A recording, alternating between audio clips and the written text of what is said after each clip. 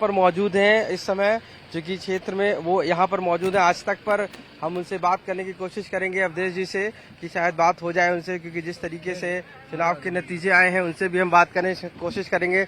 अवधेश जी, जिस तरीके के नतीजे आए हैं क्या कहेंगे आप इसको लेकर? हिंदुस्तान की सबसे बड़ी डकैती है और डकैती किसी के घर पर नहीं बल्कि लोकतंत्र पर। बाबा साहब भीमराव अम्बेडकर ने जो देश के करोड़ों करोड़ों दलितों को, पिछड़ों को, अल्पसंख्यकों को, वंचितों को जो वोट देने का अधिकार दिया है, उस वोट संविधान के तहत तो उस पर डाका पड़ा है और हिंदुस्तान का सबसे बड़ा डाका है। देश हमेशा इस बात को याद रखेगा और आने वाले दिनों में सतर्क होकर देश भारतीय जनता पार्टी का सफाया करेगा। बीजेपी के लोग कह रहे हैं कि श्री राम के जगह हमने दोबारा वापस पाई है, जिस तरीके से वो खो गई थी। छोड़िए, लगातार अवधेश जी राम को धोखा देने वाले लोग हैं, राम के नाम पे व्यापार करने वाले लोग हैं। इसको प्रभु श्री राम ने और हनुमान जी और सरयू माँ की कृपा से चुनाव हम जीते हैं देवतुल्य जनता के मतदाताओं से। अब खोई हुई चीज, जो चीज खो गई है, हाथ से निकला हुआ ढेला वापस नहीं होता।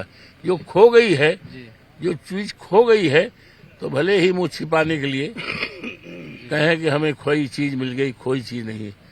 जो संदेश गया है मर्यादा पुरुषोत्तम राम की मर्यादा को वो लूटा है, ये राम की मर्यादा पे डाका है।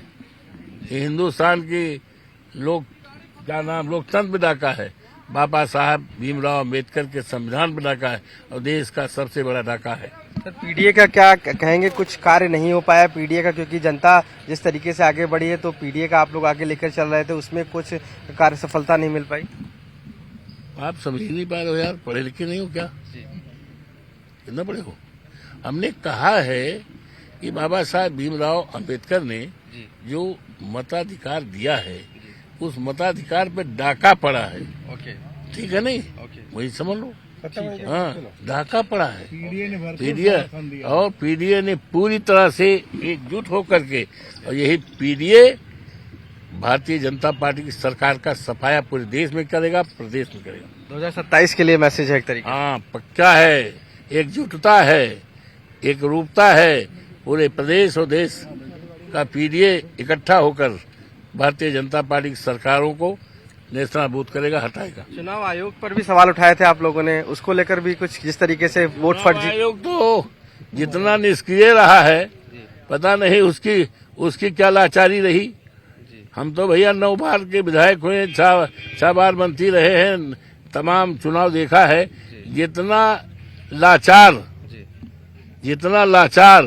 जितना निष्क्रिय चुनाव आयोग को देखा है, मैंने अपनी जिंदगी में सोचा भी नहीं था कि हमारे देश का चुनाव आयोग इतना लाचार हो जाएगा, सरकार के दबाव में हो जाएगा। देखिए अवधेश प्रसाद जी, साफ तौर से मानना है कि ये लाचार चुनाव आयोग था। जिस तरीके से ये पूरे इस मामले को लेकर कहीं ना कहीं जो रिजल्ट आया है उसको लेकर भी कहा है कि ये पीडीए की जीत है और श्री राम मंदिर के जवाब। अयोध्या से कैमरा पर्सन संदीप दुबे के साथ आशीष श्रीवास्तव, आज तक।